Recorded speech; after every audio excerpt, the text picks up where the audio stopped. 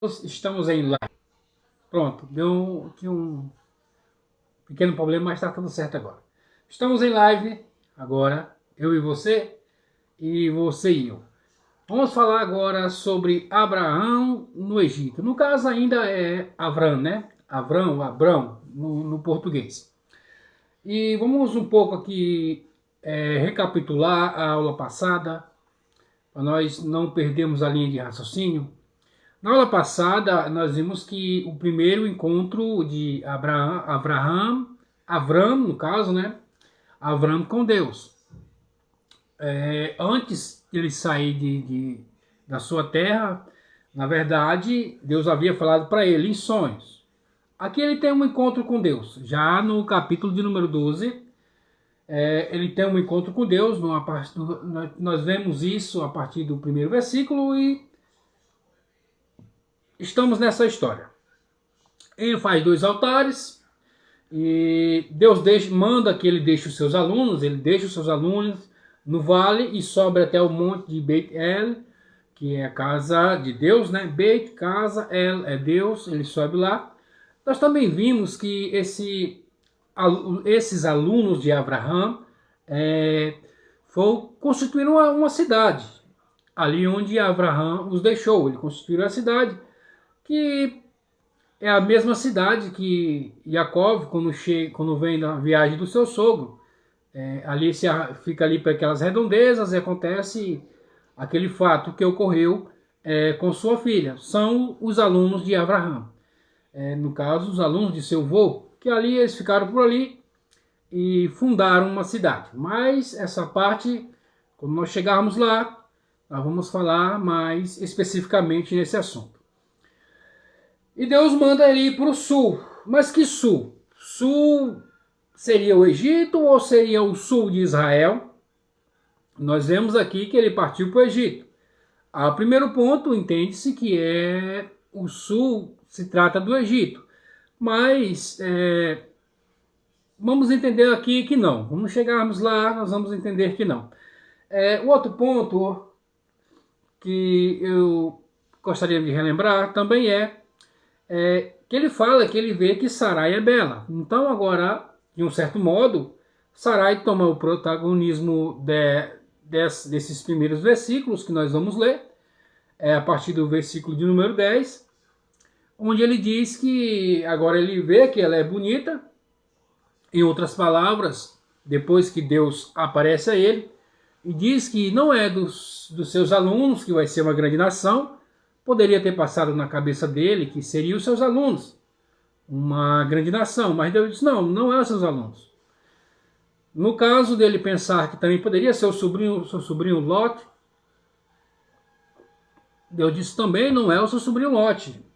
A poderosa nação, como digo, a grande nação, como nós explicamos que grande aqui não está querendo dizer em quantidade numérica, mas em poder, né, uma poderosa nação, sairia da própria semente de Abraão.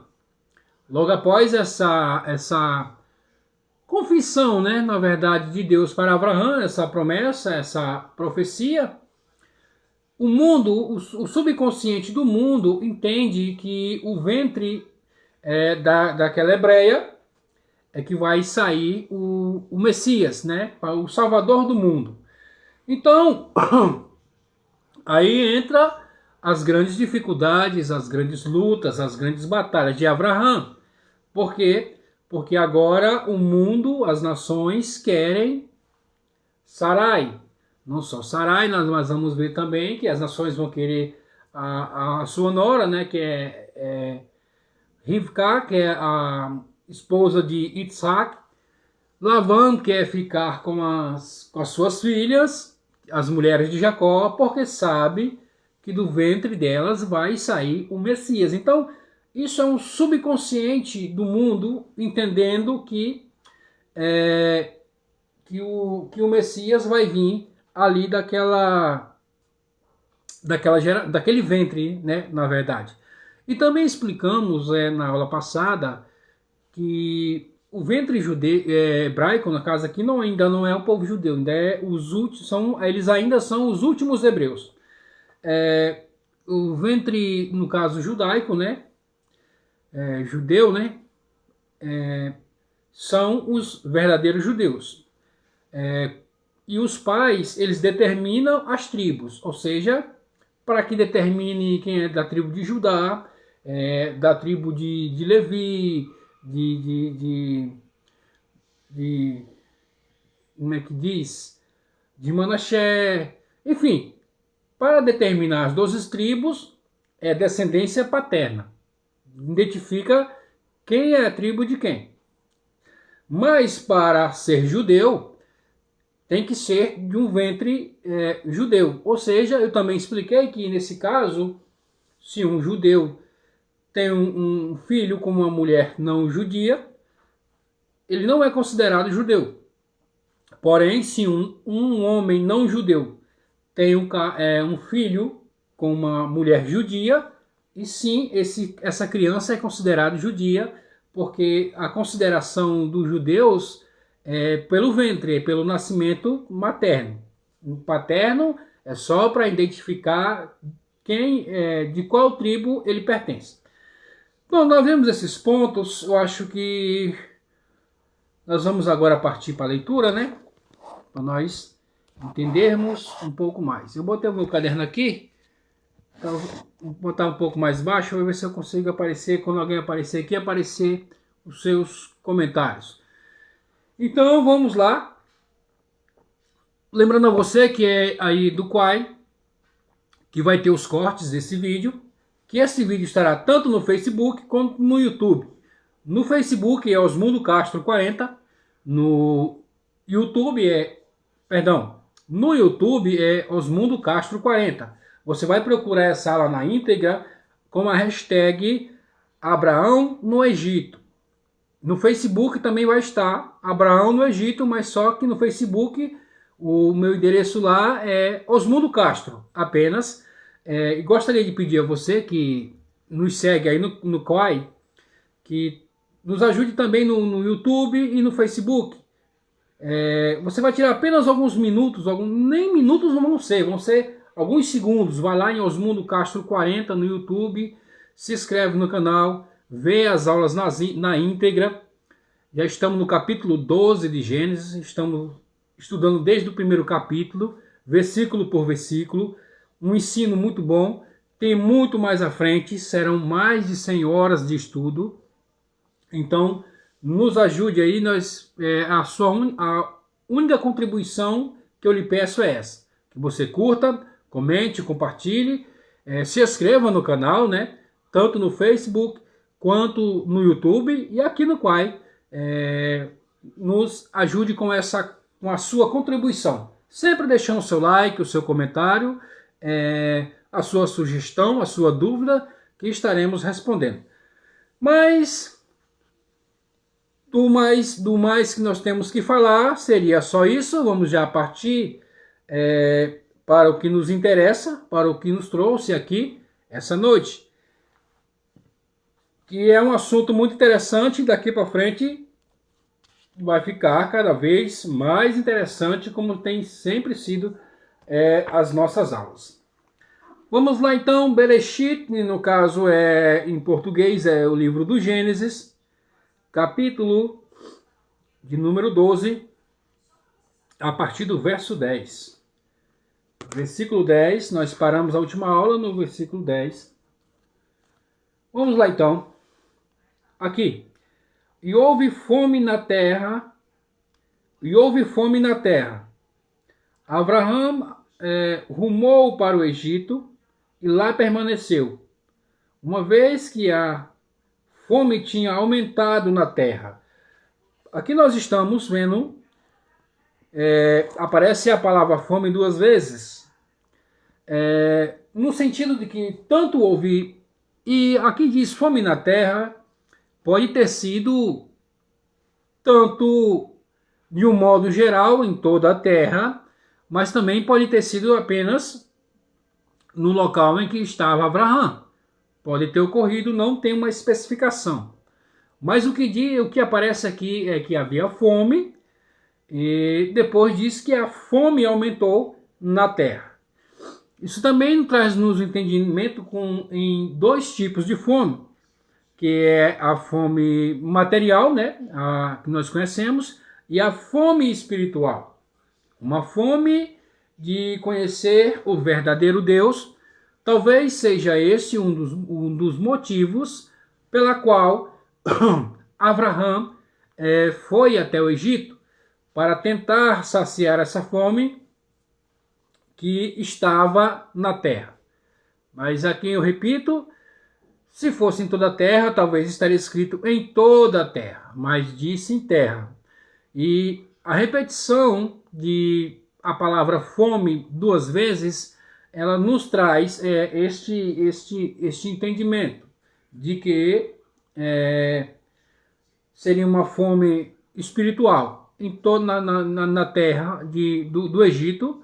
Por isso, Abraão decide até lá para mostrar aquela cultura inteligentíssima da época, uma potência era o Egito.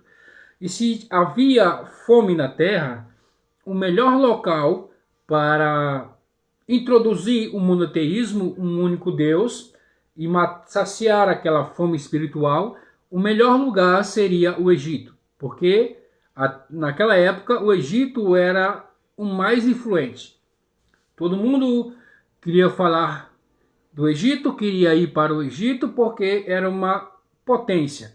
Tanto na época, né, em tecnologia, em sabedoria, em inteligência, era o Egito. O Egito estava no auge.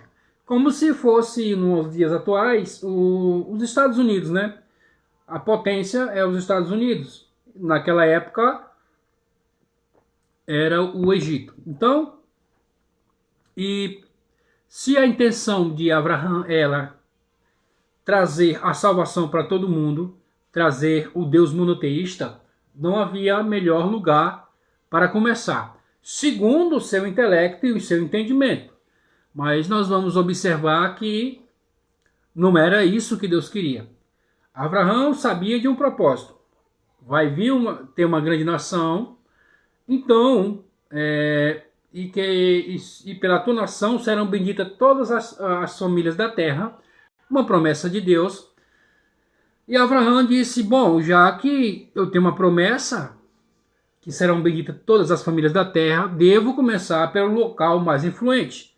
E se eu conseguir influenciar todo o Egito para vir para os caminhos do Deus monoteísta, do monoteísmo, né, do único Deus, do Criador do céu e da terra, então, para conseguir o resto do mundo, são poucos passos, são poucos detalhes. Talvez seja esse o entendimento que Abraão teve naquele momento, mas nós vamos entender que não era essa a vontade de Deus. Sim, isso era, logicamente, no raciocínio intelectual de uma pessoa inteligente, seria o correto a fazer, mas não era o que Deus queria.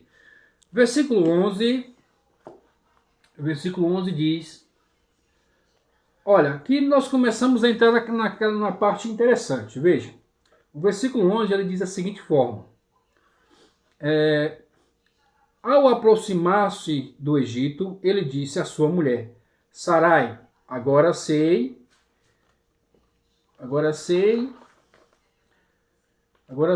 que você é mulher bonita.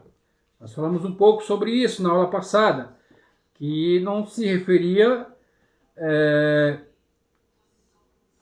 tanto no sentido estético, mas tinha essa questão dessa beleza, era a beleza da salvação. Falamos isso na aula passada, porque, como já temos dito, foi no Egito que, melhor dizendo, esse versículo 12, a partir desse versículo 11, nós vamos ver muitas semelhanças com o que aconteceu no Egito, quando já está o povo de Israel uma grande nação, onde há escravidão e tudo mais.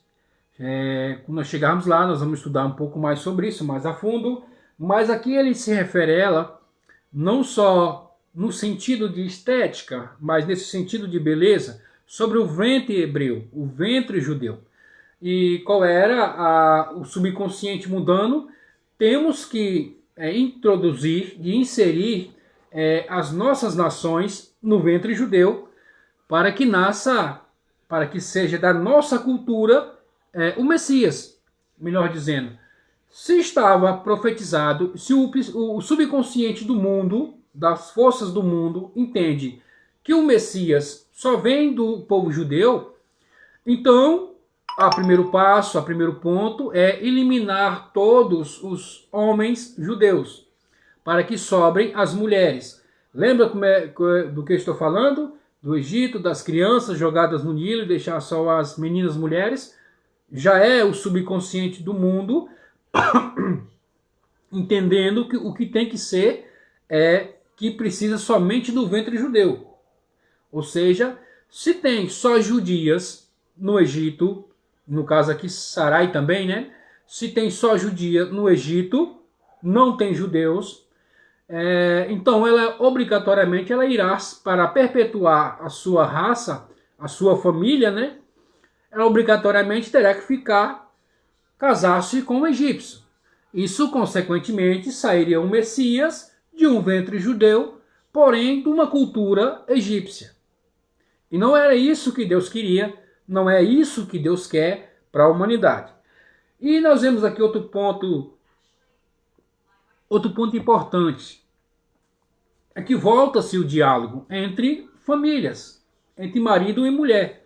Nós vemos que nas aulas passadas, nós já está no começo das aulas, bastante aula, nós já estamos lá para mais de 20 horas, acho que mais de 20 horas de aula já, praticamente quase 1 hora por semana. Então tem mais ou menos 20 aulas. Bem para trás, nós falamos que não houve diálogo com Adão e Eva. Nós estudamos sobre isso, né? Que Eva dialogou com a natureza, né? No caso com a serpente, pegou da fruta da serpente e entregou a Adão. Se houvesse naquele momento um diálogo, Adão não haveria cometido o pecado. Ele poderia ter perguntado para ela, mas quem lhe deu isso? Ela diz, vai da serpente. Aí ele iria dizer, não, isso está errado. A serpente não pode trazer esse tipo de interferência. Quer dizer, se houvesse um diálogo, não haveria o pecado. Então, mas aqui nós vemos que há um diálogo. Ele disse à sua esposa para que ele disse, olha, agora eu vejo que você é uma mulher bonita. Então houve já um diálogo, quer dizer, já é uma evolução aonde Abraão conversa com sua esposa. Vamos dizer, já é um avanço na humanidade, né? Uma conversa, um diálogo entre o marido e a mulher. Já está de bom tamanho por enquanto. O versículo 12 diz assim, versículo 12. Quando os egípcios lhe virem e disserem que você é minha mulher, os egípcios lhe virem e disserem que você é minha mulher, me matarão, permitindo você a viver. Aqui que nós estamos dizendo, eu escrevi agora, a partir desse, acontece o que eu disse, né? A partir desse versículo, no versículo 11, né? Começa-se a ter esses paralelos com o povo do Egito, que foi no caso, eles vão deixar a mulher viver, aquela ordem de Faraó que disse que pega os meninos homens e lance-os no rio, e as meninas mulheres vocês deixam viver. Já é o subconsciente do mundo trazendo essa influência, dizendo que homens judeus têm que ser eliminados e que fique somente as judias, porque para que venha a salvação do mundo, tem que vir de um ventre judeu. Então, se tem que vir de um ventre judeu, que venha na nossa cultura. Se não houver mais os homens, automaticamente teremos parte na geração e na linhagem do Salvador do mundo, do Messias, né? Essa é o ponto de vista mundano. E ele perpetua até os dias de hoje. Na medida que nós chegarmos lá, vai ter, vou tentar trazer algo mais detalhado, mas isso é só lá no final, lá para o final do ano, que nós vamos estudar tranquilo, sem spoilers, sem preocupação, versículo por versículo. Vamos entender o livro de Gênesis, na medida que Deus nos permitir que entendamos, e vai ser uma benção. É isso aqui. Lembrando a você que isso aqui é somente o básico do básico. Estamos lendo apenas o literal. A Bíblia ela é muito mais profunda do que isso. Mas estamos aqui em um nível básico. Já nesse nível básico você já está vendo que é muito bom e muito profundo, porque é apenas o básico. Vamos mais aprofundarmos, quem sabe, mais para frente. Mas por enquanto estamos no básico. Só mesmo um leite com uma bolachinha, né? No modo bem simples de dizer, uma comida bem leve para nós não termos indigestão. Tá, o versículo 13 aqui, ó. O versículo 13 ele traz algo muito interessante. Ó, por favor, versículo 13. Por favor, diga que você é minha irmã, para que me favoreçam por sua causa, e minha vida será poupada por você, por causa de você. Versículo 13. Esse versículo 13 ele é um pouco complicado de se entender, porque nós vamos entender agora por quê. Não digo preocupado, é difícil de entender, mas ele traz dois pecados aqui de Abraão. É claro que involuntariamente, vamos entender essa parte. Vamos lá começar então. Abraão comete dois pecados, dois erros, né? Me favorecer com dotes por sua causa, ou seja, naquela época era comum, no caso era a maneira dos casamentos, né? Se tinha uma mulher que tal pessoa se interessava, ele lá conversava e negociava com o pai dela e determinava um dote. O pai pediu um dote, tal e tal. E no caso aqui, como ela não tinha pai, e Abraão disse que para dizer que era irmão dele, então no caso, Abraão seria o responsável pela negociação do casamento. Ponto. Já aí nós entendemos que já é um grande erro. Ele está usando a sua esposa para se favorecer financeiramente. E o segundo por sua causa eu vou viver. Ou seja, qual é o grande erro, o grande pecado? É que nesse momento da fala de Abraão, ele está colocando posses e bem pessoais na frente da vida. Ou seja, primeira coisa, se eles me der presente, a minha vida deixa para depois, né? Mas e não é isso, a vida vem em primeiro lugar. São dois erros, dois pecados que Abraão comete aqui, sem sombra de dúvida nenhuma. Não há defesa alguma nessa situação aqui. Mas tem um propósito, mas vamos ver um pouco mais para frente. Vamos continuar vendo esse detalhe. Agora, observe nos meus apontamentos. Abraão coloca os presentes antes da sua vida, ou seja, nessa ocasião, ele priorizou as riquezas do que a própria vida, ou seja, ele disse que primeiro seria, quer dizer, se fosse a prioridade a vida de Abraão, ele teria dito, olha, você disse que você é minha irmã, porque aí eles vão poupar a minha vida e depois eles vão me favorecer com presentes, com os dotes de você. Quer dizer, já mudava totalmente de assunto. Mas aqui ele diz que para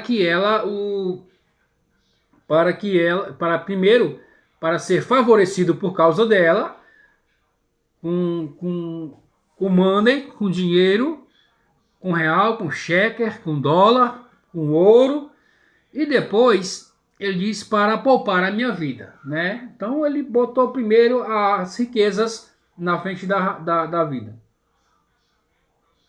Onde está? Tá. Agora observamos aqui um ponto que eu escrevi que era muito interessante, como eu disse que tem o paralelo, né, entre Abraão essa passagem de Abraão e o que aconteceu no Egito são paralelos, que é quase que como a mesma história se repetindo. É praticamente a mesma história se repetindo, mas só que em épocas diferentes e com pessoas diferentes. Eu escrevi aqui um ponto, ó. Em razão da fome, Abraão comete 2 pecados, não intencional. Em razão da fome, quer dizer, ele estava fugindo de uma fome, ele tinha um propósito, e ele comete esses 2 pecados. Um por ter saído da terra de Israel. Acho que esse comentarista, esse ponto que eu trouxe foi, acho que isso não me falha a memória, Narmânides, diz que o primeiro pecado é por ele ter saído da terra de Israel, não era para ter saído, e 2, por ter usado a sua esposa em benefício próprio. Ele poderia muito bem, olha, veja bem, não era para ele ter saído da terra de Israel, isso é um ponto, né?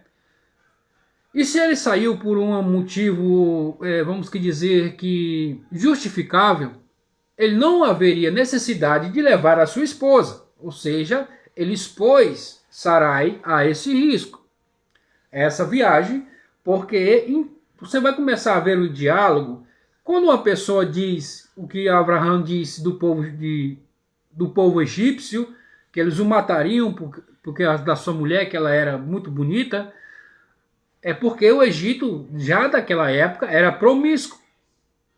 Se por acaso os maiorais se interessassem por uma mulher que era muito bonita e ela fosse casada, eles com certeza matariam o esposo para ficar com a mulher. Então, eu sabendo disso, que passa na minha cabeça de levar a minha esposa para um lugar desse. O que passou pela cabeça de Abraão fazer uma coisa dessa. Então, isso é um grande erro gravíssimo. Um fato curioso também é que isso aconteceu com Moshe. Só que a história foi bem diferente. Quando Moshe vai para libertar o povo do Egito, ele deixa a sua esposa e os seus filhos com o seu sogro. Ele não os leva, porque ele sabe para onde ele está indo. É um lugar perigoso. Então, Abraão deveria ter tomado essa atitude. Deixado Sarai com seu sobrinho Lot e ter ido a sua viagem realizar os seus negócios. Não, mas ele resolve levar a sua mulher. E nesse caso de Moshe, você vai observar que depois que o povo está no Egito, é que o sogro dele traz a sua esposa e seus filhos. Quer dizer, a mesma situação, mas 2 atitudes totalmente diferentes. Então esse foi o grande pecado de Abraão. Colocar a sua esposa em perigo. Não só o fato desse agravante em botar a sua esposa em perigo, e também correria o risco de matá-lo, né, que seria o mais provável. Também, como é que se diz? Ter usado ela para benefício próprio, né? Adquirir riquezas, bens materiais, ouro, prata, enfim. Então, esse foi um grande erro dele.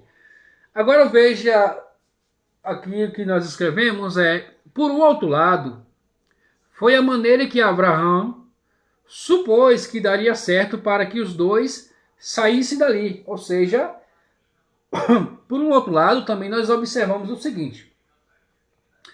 Se ele fala que ela era, ou ela fala, né, que ela era esposa, o risco de eles matarem Abraão era quase que 100%. Mas quando ele fala assim, fala que é minha irmã para me favorecer, ou seja, se tem um irmão, então vamos pagar um dote e vamos começar a negociar, ou seja, ele ganharia tempo nesta negociação até os 2 saírem dali, fugir e escapar. Esse foi, quem sabe, o estalo de Abraão. Por um outro lado, poderia acontecer isso. Na medida que nós estamos aqui negociando, porque eles não sabem que eu sou seu marido, sabem que eu sou seu irmão. Então eles vão começar a negociar comigo um preço, um dote que vai valer a pena, e eu vou amarrar aqui essa negociação até nós nos aprontarmos, fazer o que temos que fazer, e depois vamos embora daqui. Mas não foi bem isso que ocorreu, né? Mas na frente nós vamos ver que não houve tempo. Mas então, essa foi a proposta de Abraão. E tem um ponto aqui interessante, que eu fiz uma anotação, mas eu deixei propositalmente para o capítulo 13, que é a palavra, cadê? Até marquei ela aqui, está em verde, não sei se você consegue ler, da direita para a esquerda, né? No caso daqui para lá, essa palavra é importante que nós vamos entender por quê. Mas e por que eu deixei ela no capítulo 2? Porque no capítulo 13, o versículo 2, nós vamos meio que fechar um primeiro capítulo com um resumão. E esse versículo 2 ele vai vir bem a calhar, então por isso que eu deixei para explicar. E nós vamos voltar aqui de novo no versículo 13 para nós entendermos esse ponto, que ele é muito interessantíssimo. Ele diz muito a respeito daquilo, que nós estamos tratando. Então vamos prosseguir a nossa leitura. O versículo 14. O versículo 14 diz: E foi quando Abrão chegou ao Egito. Os egípcios viram que a mulher era muito bonita. Então aqui dá o entendimento que ele tentou ocultar. Ele viram que ela era muito bonita. Quem sabe botou um véu, alguma coisa. Chegou nos portões da alfândega, né? Onde ali eles começam a revistar as coisas de quem vai entrar para o Egito.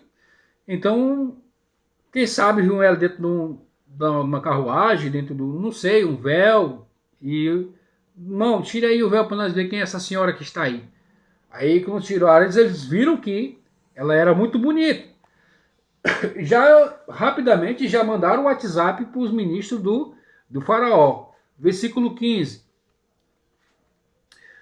Os ministros do faraó, primeiro foram os egípcios, primeiro foram os egípcios, agora foram os ministros. Os ministros de faraó viram-na e elogiaram para faraó. A mulher foi levada ao palácio do faraó. Ou seja, primeiramente, os egípcios a viram, disse, não, essa aí é muito bonita, não dá para nós não, ela está acima do nosso nível. Vamos chamar os ministros. Os ministros observaram a mulher, tiveram a mesma conclusão, não, essa mulher, só quem pode com essa mulher aí é o faraó. Que nesse nível dessa mulher, somente o faraó pode. E pegaram e levaram. É como nós estávamos dizendo. Levaram ela e depois que pagaram dote a Abraham. Ou quer dizer, não houve tempo de negociação. Já pegaram e já levaram de uma vez. Se soubessem que ele era marido, quem sabe teriam matado como realmente ele pensou. No versículo 16, mostra os dotes que eles deram para Abraham. Diz assim o versículo 16: levaram para o palácio de Faraó, e ele favoreceu a Abraham por causa dela, e assim adquiriu rebanho, gado, burros, servos e servas, jumentas e camelos. Observem na ordem que nós estamos lendo aqui. Qual foram os presentes? Ele adquiriu rebanho, depois gado e burros, depois servos e servas. A outra ordem foi jumentos e camelos. O que nós entendemos aqui é que o que está na ordem? Primeiro eles botaram animais em primeiro lugar. Depois eles botaram seres humanos e depois mais animais. Isso aqui eles já estavam demonstrando como ele tratavam os seus escravos. Eles tratavam eles como animais. Nessa ordem, nessa classe que está aqui, primeiro veio animais, segundo vieram os servos e as servas, e depois mais animais. Ou seja, ele está nesse patamar. Os seres humanos, os escravos, né, bem na verdade, os escravos para os egípcios eram como animais, tinham o mesmo valor de animais, não tinha diferença alguma. Eram os mesmos animais, eles eram tratados como os animais, já remetendo ao tempo da escravidão, como os judeus seriam tratados quando estivessem lá no Egito, que também seriam tratados como animais. Vamos lá, versículo 17, continuando. O versículo 17 diz: Deus afligiu a Faraó e sua casa com severas pragas por causa da mulher de Abraão, Sarai. Ou seja, segundo a tradição, e como nós vemos aqui, o Faraó ele não toca, ele não mantém relações com Sarai. Porque desde o momento que ela bota o pé dentro da casa do palácio de Faraó, o palácio já começa a ser afligido com pragas. Mesma coisa do Egito, para deixar o povo ir. E aqui está dizendo para deixar a mulher ir. E essas pragas elas se intensificam a certo ponto que ele percebe que tem algo errado. São pragas no plural. Poderia ter sido até 10 também, como foi no Egito. Uma hora a pessoa tem que se tocar que uma coisa está errada. Não pode estar toda a vida desgraça no meu palácio. E não, isso está errado, isso nunca houve aqui. Agora, de repente, essa mulher chega e começa essas pragas na minha casa, no meu palácio e na minha família. Ele começa a se tocar que o negócio é sério. Aí o versículo, vamos ler aqui o versículo o versículo 18 e o versículo 19. Esse capítulo vai até Tá, vamos lá então. 18 e 19 diz assim: O faraó chamou Abraão e disse: Como você pode fazer isso comigo? Porque não me disse que ela era sua mulher? Porque disse que ela era sua irmã? Eu a tomei para mim como mulher. Agora, eis aí sua mulher, pegue ela e vá. Ou seja, nós vemos aqui algo interessante nesse diálogo. Agora, outro diálogo, né, que é entre Faraó e Abraão, que ele fala: por que você fez isso comigo? E nós não vemos relatos de Abraão tentando se explicar porque ele tinha feito aquilo, porque não precisava de explicação. Faraó estava sendo... Faraó estava se fazendo de desentendido, estava sendo totalmente cínico, porque como rei daquele país, né, que é o Faraó não é um nome, é um título, né, de rei, ele sabia muito bem que se ele falasse que era marido dela, eles iriam matar para ficar com ela. Ele se faz de besta, né? Ele se faz de doido e diz: rapaz, se tivesse me dito que tu era marido dela, eu não tinha ficado com ela. Como diz aqui no Nordeste, olha os papos do Faraó. É claro que ele teria matado. Então, Abraão olha para ele assim, como diz assim: cara, mas como é que tu tem uma cara lambida desse jeito de me perguntar por que que eu não te falei que era marido dela, se você já sabe o povo que você tem, os ministros que você tem, a cultura que é o Egito? É uma pergunta bem óbvia, né? E ele nem esperou por resposta. Não, pega aí tua mulher, pega o beco, segue o teu rumo, rala peito e vai-se embora. Mas ele levou tudo, e todos os bens, ele levou consigo, todos os bens, né? Aqui eu tenho outra coisa também que aconteceu, na saída, que foi a mesma coisa, como estamos dizendo que o paralelo ele é muito grande. Na saída, o que ele fez? Versículo 20, né?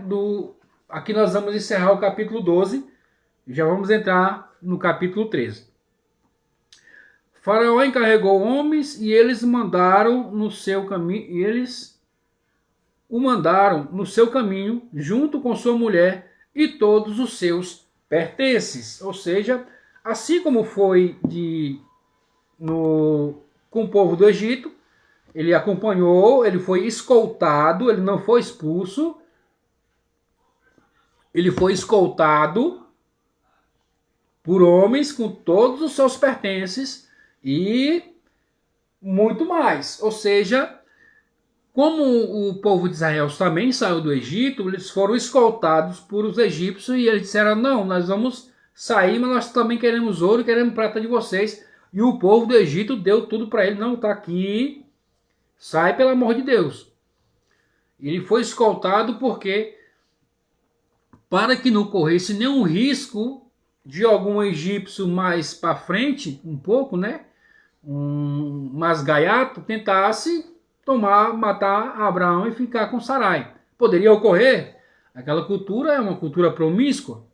Então ele foi escoltado até a saída com todos os seus pertences e mais que Faraó havia dado para ele. E nessa leva aqui, acho que é importante falar, mas lá para frente nós vamos falar um pouco. Faraó não se dá tão somente... um ponto aqui importante, que eu acho interessante falar aqui. Agar, a escrava egípcia, não era escrava. Ela era filha desse tal Faraó. E nos momentos em que Sarai esteve no palácio, ela viu os milagres acontecer na vida de Sarai. Ou seja, que milagres são esses? Milagres de livramentos de Faraó contra ela. Ou seja, quando o Faraó vinha para possuí-la, acontecia um milagre, acontecia uma praga milagrosa que impedia que Faraó chegasse perto dela. E Agar observou aquilo e entendeu que realmente esse Deus monoteísta é o Deus que vale a pena seguir. É o Deus que vale largar todo o palácio, largar o seu status de rainha e ir atrás desse Deus monoteísta. Ou seja, eu largo aqui o meu status de rainha, mas eu vou atrás desse Deus único, nem que seja para ser serva, mas o que eu quero não é o status, é estar perto desse Deus que faz milagres. Agar entendeu isso, ela era filha de Faraó. E nós vamos entender um pouco mais para frente, e você vai observar que também vamos tocar nesse assunto, porque o seu filho casou com as princesas de Faraó. Ou seja, como é que uma pessoa que é um João Ninguém vai casar com a princesa? Isso não existe naquela época. É porque ele era filho de uma princesa também. É Ismael, né? Na verdade. Mas, não, isso é outro ponto. É o que nós estamos dizendo aqui. Agar era filha de Faraó.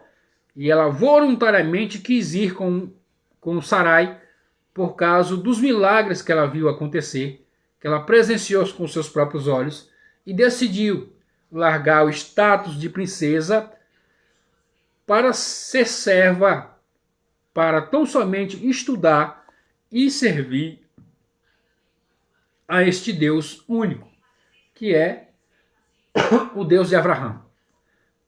Vamos prosseguir? Vamos prosseguindo. Tá. O capítulo 13, já vamos entrar aqui no capítulo 13. Vamos ver o que diz o capítulo 13. Abraão subiu do Egito junto com sua mulher e tudo que era seu, incluindo Lot, em direção ao sul. Aparece outro sul aqui, novamente, é o que nós dissemos. Quando Deus disse, Abraão vai para o sul, talvez Abraão entendeu que o sul seria o Egito, né? Porque está do lado do sul de Israel. Mas o que ele estava dizendo era sul, Jerusalém, vai para lá para o sul. E ele entendeu, não que ele entendeu, mas ele talvez pensou consigo, se eu conseguir, vou para o sul, mas lá não tem ninguém ainda, tem que montar, fazer a terra e tal, e povoar. Mas se eu for para o Egito, que também é para o lado do sul, já tem uma nação, já tem tecnologia, já tem sabedoria do Egito, na época era das mais evoluídas, vamos dizer assim, eu vou para lá. Mas capítulo 13 Lot foi favorecido materialmente e espiritualmente, não por ter...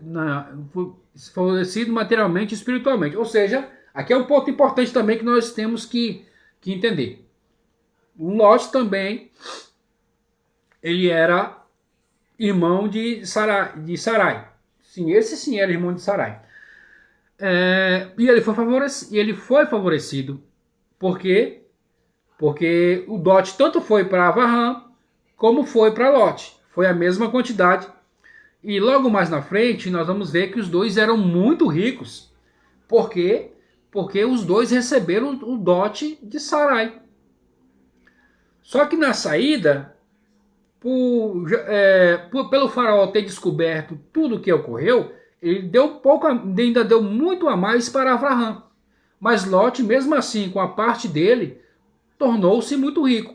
Então os dois, tanto Lot como Avraham, saíram do Egito muitíssimo ricos, os dois, muito ricos, a ponto que nós vamos ver um pouco para frente que a terra não suportava a sua riqueza, ou seja, o seu gado, era muita gente, era muito gado que eles tinham, e a terra não conseguia suprir a necessidade do gado deles dois. E aqui é um ponto também que ele foi favorecido materialmente, que é esse ponto, né, de riqueza, e espiritualmente, por não delatar Avraham. Isso quer dizer o quê? Que Lot, você vamos entender que lá na frente vamos dizer que ele era avarento, por isso escolheu o melhor lugar para o gado, né? Mas isso é outro ponto. Quando nós chegarmos lá, nós vamos falar mais sobre isso. Mas aqui é um ponto interessante, é que se ele era avarento, ele não era tão assim. Porque ele poderia muito bem ter chegado para Faraó e ter dito, olha, Faraó, Avraham, ele não é irmão da Sarai, não, ele é marido dela. Dá-lhe um cargo de ministro, mais terra aí, mais gado aí, desce o sarrafo em Avraham e fica com a mulher, macho. Ele poderia ter feito isso, mas ele não delatou o seu tio. Ele ficou boca de siri, não disse nada. Ficou pianinho. Então isso contou para que sua descendência também tivesse participação na geração do Messias. É o que nós vamos ver como chegarmos lá, né? Sem spoiler, mas quando chegarmos lá vamos ver.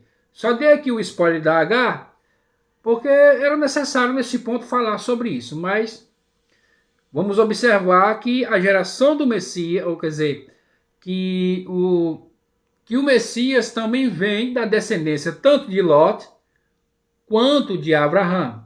Nós vamos ver isso. Estamos quase chegando lá. Então é isso. Ele também foi e tornou-se muito rico de sua descendência, também parte a linhagem do Mashiach. Falamos sobre isso. Falamos que ele se tornou muito rico, né? Pronto.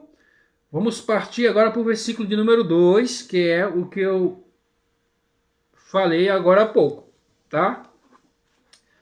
Versículo número 2.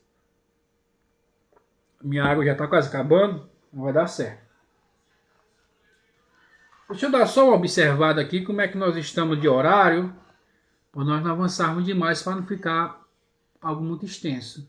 Tá bom, estamos num tempo bom, vai dar certo. Vamos lá então, versículo 2. Avraham estava muito carregado de gado, prata e ouro. Pronto, aqui nós vamos entrar naquele ponto que nós falamos, né? Mostrei até para vocês a palavra, né? Então, aqui, prata e ouro. De maneira intencional, voltar ao versículo 13. Eu anotei para não esquecer. Voltar ao versículo 13, né? Nós já voltamos. Ahot-at, sua irmã. Aquela palavra que eu mostrei para você, Ahot-at, quer dizer sua irmã, ou seja, quando ele diz, olha, quando eles perguntar quem é você, diz que você é minha irmã, você é minha irmã para eles não me matar. Tá, só existe essa palavra, Ahot-at, ela só existe em toda a Bíblia hebraica, ela só existe 2 vezes. E a outra vez é em Provérbios, capítulo 7 e o versículo 4. Provérbios, capítulo 7 e o versículo 4. São as únicas vezes que você vai na Bíblia hebraica, na sua língua original, que você vai encontrar essa palavra, que ela quer dizer, versículo 4, Ahat quer dizer, tu és minha irmã. Ou seja, o versículo todo diz assim: diz a sabedoria, tu és minha irmã, e a prudência chama parenta. Ou seja, aqui está se referindo à sabedoria. Quem é sabedoria? Sabedoria é minha irmã. Agora nós vamos entender aqui, que como eu disse há alguns minutos atrás, esse poderia ser, no sentido mais profundo e não tão literal. Com certeza não é literal, mas mais profundo, do motivo de Abraão ter dito para ela, explicado para ela qual foi o motivo dele ter levado ela até esse fato que ocorreu. Como é que eu posso dizer? O motivo de Abraão ter levado Sarai ao Egito, verdadeiramente seria essa ocasião aqui que nós vamos entrar nesse assunto. Quando toda a Bíblia hebraica só existe duas palavras iguais. Então, quando em toda a Bíblia hebraica só existe duas palavras iguais, é porque as duas são conectadas. No caso aqui é a sabedoria. Provérbios, e aqui só existe na Bíblia Sagrada, no hebraico original, só tem essa palavra Ahat, só em hebreu, se referindo a ser irmão da sabedoria, lá e aqui nesse ponto de Abraão. Ou seja, então, isso está dizendo que há uma conexão. Está falando sobre uma irmã da sabedoria. Em outras palavras, está dizendo que Abraão, ele foi atrás da sabedoria do Egito, e para isso nós vamos entender por que Abraão foi atrás desta sabedoria. Tá? Em outras palavras, Abraão estava contando para Sarai porque estava indo para o Egito. Por esse motivo, porque ele necessitava desta sabedoria egípcia. Para que possa salvar o mundo, precisa da sabedoria do Egito. O ouro e a prata traz o significado de sabedoria do Egito. Ou seja, este era o motivo. Precisamos, Sarai, minha esposa, nós temos que salvar o mundo. Mas para salvar o mundo, nós precisamos da sabedoria do Egito. Então nós temos que ir lá para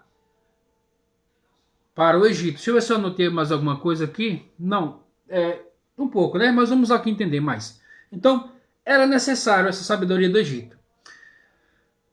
Por que era necessário essa sabedoria do Egito? Porque o sábio tem que aprender de todas as sabedorias do mundo e não usá-las. Então ele queria saber da sabedoria do Egito. Sim, é necessário que ele saiba. Se você quer ser um sábio, você tem que aprender com um e aprender com o outro. E dependendo daquilo que você aprende, você não é para você usar. É importante que você entenda, compreenda a sabedoria de quem quer que seja sabedoria filosófica, teológica, pode ser não, deve ser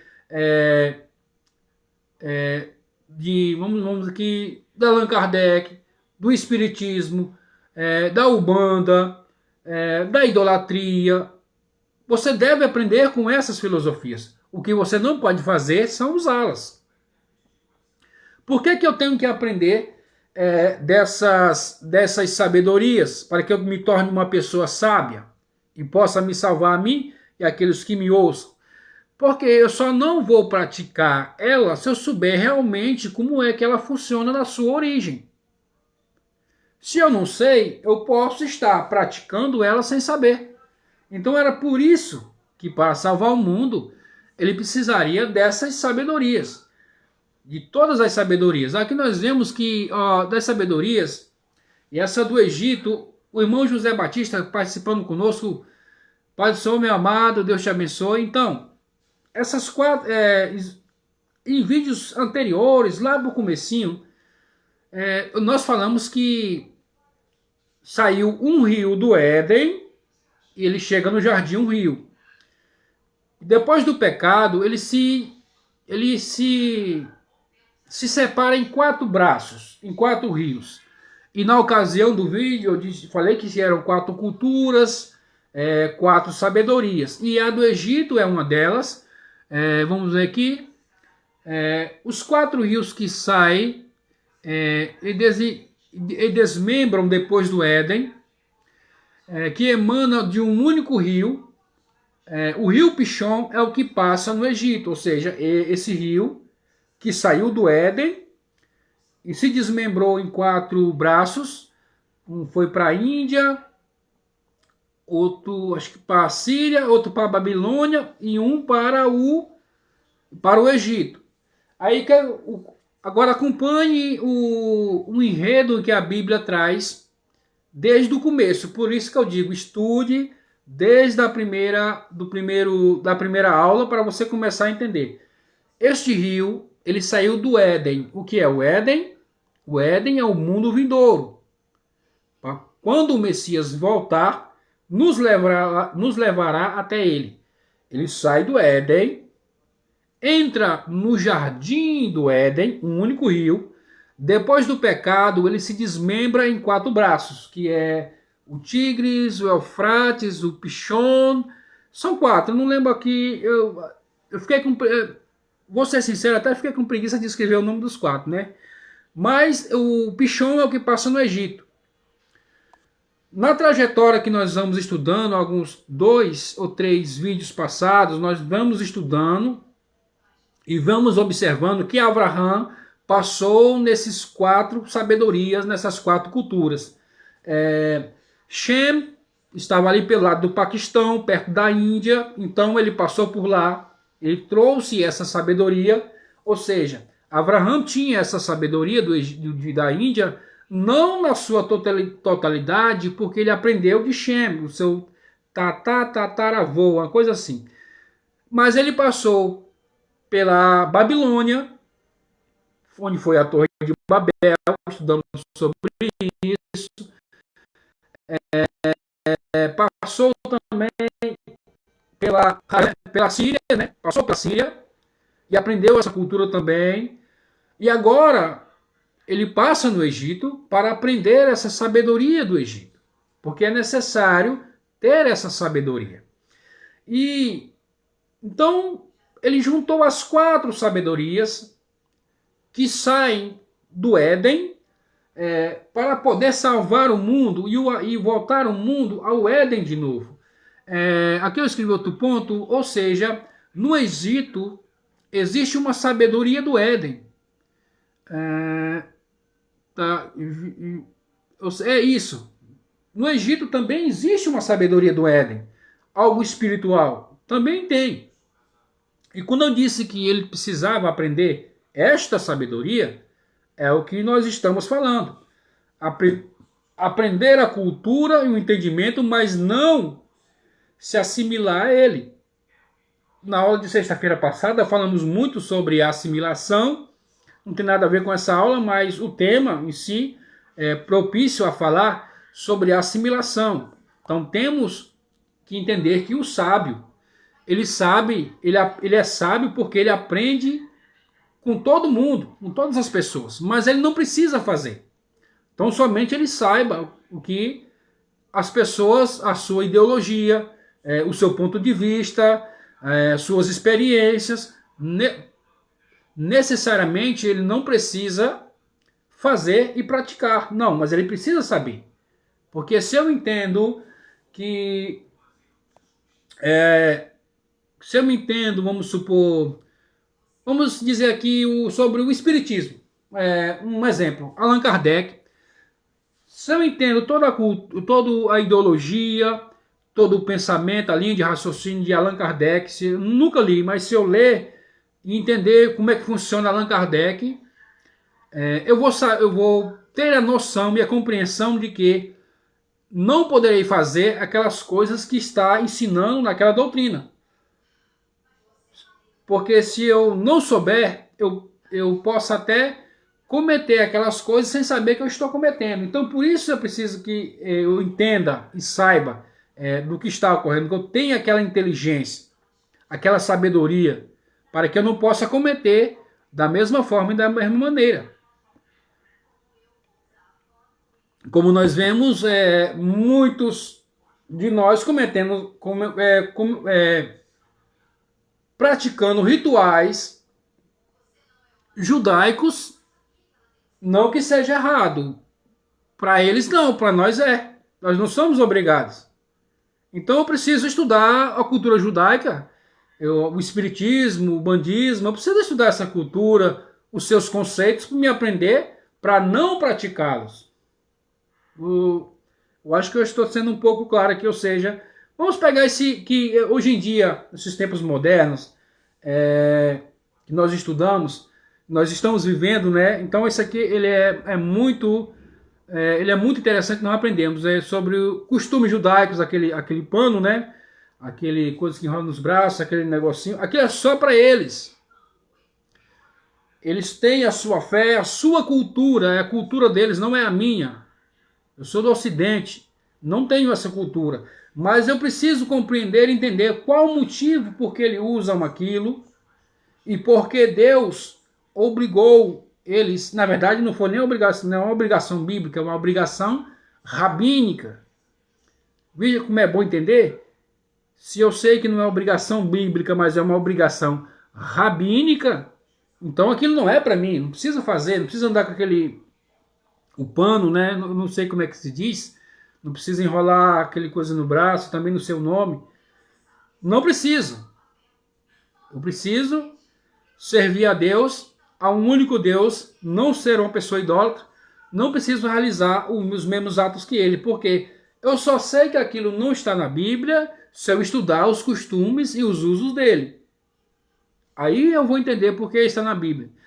Porque eles usam, o motivo pelo qual eles usam, ele tem os motivos deles, eles têm os costumes dele, não cabe a mim condená-los, mas também não é permitido que eu possa aderir a esses costumes que eles têm, porque eu não sou judeu.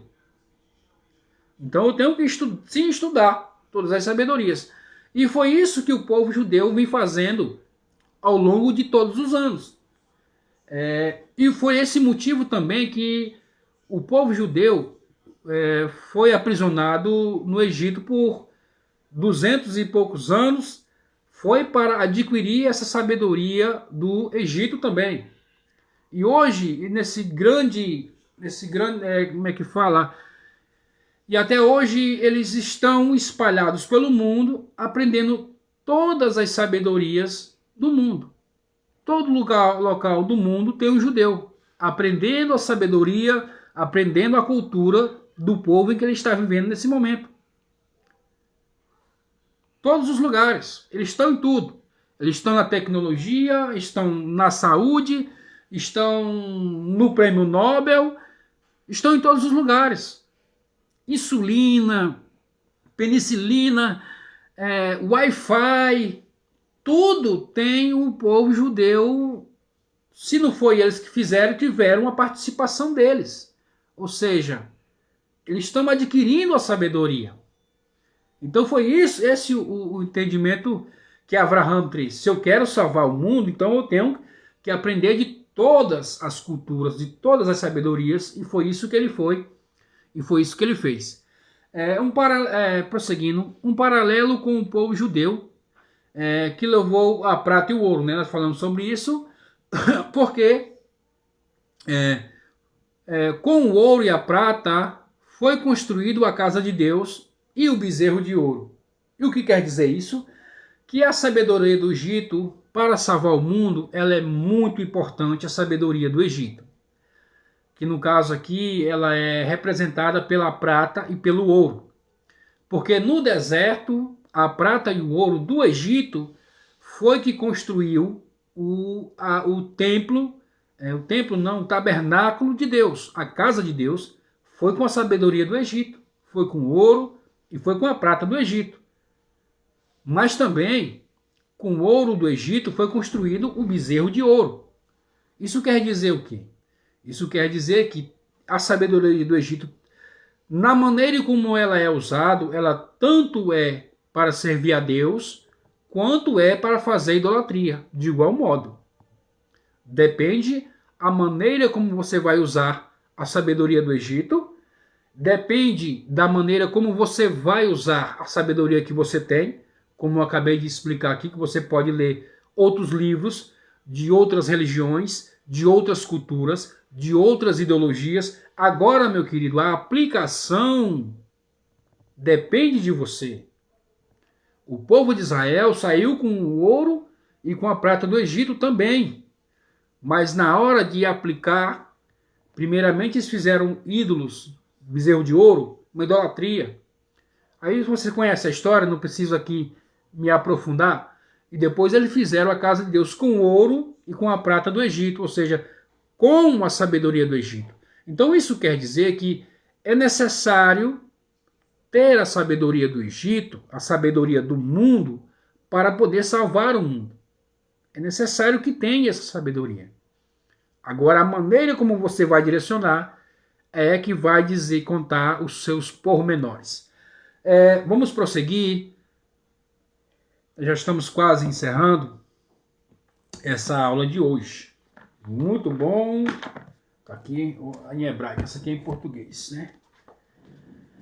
Vamos lá então, paramos no versículo de número 2, correto? Vamos lá, versículo número 3.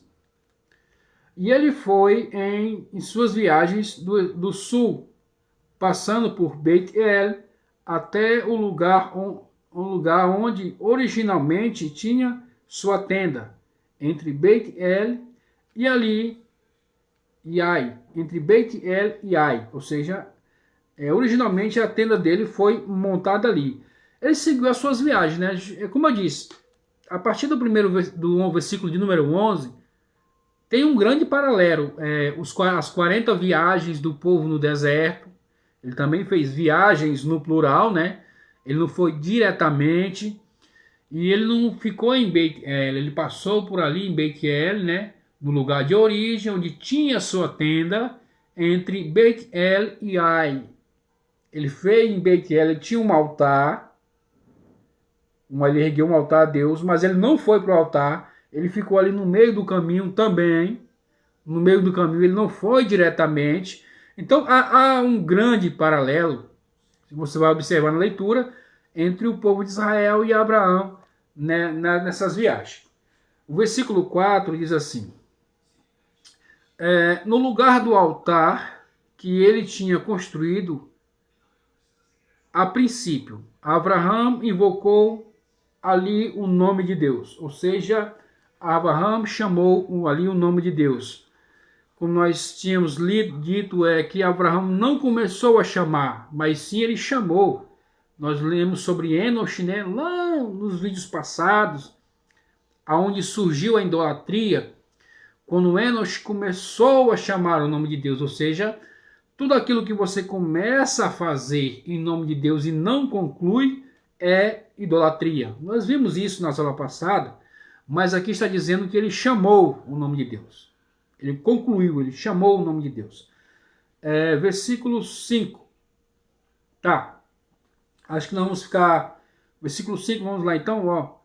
Lot que acompanhava Abraão, também tinha rebanho, gado e tendas. Versículo 6. A terra não podia sustentá-los vivendo juntos. As riquezas deles eram muito grandes, que não podiam permanecer juntos. Atritos desenvolveram-se entre os pastores dos rebanhos de Avrão e os de Lot. Os cananitas e os perezitas viviam na terra naquela época. E Abraão disse a Lot que não haja, você quer o versículo número 8, acho que nós vamos encerrar por aqui, que não haja atrito entre mim e você, entre os meus pastores e os seus pastores, somos irmãos. Você lembra do último diálogo entre irmãos? Que na verdade não houve diálogo, né? Que foi Caim e Abel. Estava ocorrendo quase que a mesma coisa aqui nesse momento. Abraão, muito espiritual, homem de Deus, disse: olha, nós não vamos criar contenda nós dois. Porque Abraão sabia muito bem que a falta de diálogo, a contenda, ela gera morte. Nós vemos que tem outra fala. Abraão falando com Lote. Nós observamos que Adão não falava com Eva, surgiu a morte. Abel tentou falar, não, Caim tentou falar alguma coisa para seu irmão Abel, não temos o que ele disse, quer dizer, foi só um princípio de conversa, começou a falar, terminou em morte. Tuval-Cain, Lemer, Lemer, começou a falar com as suas esposas, e ele disse que matava pessoas também, ele disse isso. Ou seja, quando não há diálogo, a tendência é que haja morte, que haja intriga, e que haja mal-entendidos e que haja discussão. Quando fica só naquele de ouvir falar, sem que haja uma conversa franca, uma conversa principalmente entre familiares, esposos, esposa, filhos, pai e mãe, sempre o risco é de morte. Não necessariamente morte física, mas morte emocional, uma morte psicológica, uma morte espiritual. Tudo isso ocorre em devido da falta de diálogo. E Abraão falou com seu sobrinho Lote: Lote, meu sobrinho, nós não podemos ficar brigados, nós somos irmãos. E o restante da história nós vamos ver na próxima segunda-feira, se assim Deus nos permitir. Eu agradeço a você por estar aqui me acompanhando nessa aula. Espero você no próximo vídeo. Siga nosso canal no Facebook. Esse vídeo estará no YouTube também, Osmundo Castro 40, com a hashtag Abraão no Egito. Espero você na próxima segunda-feira. E lembrando, sexta-feira estaremos estudando Cantares de Salomão. Sexta-feira, ao vivo de novo, Cantares de Salomão. Eu só tenho a agradecer a você. Muito obrigado, fique em paz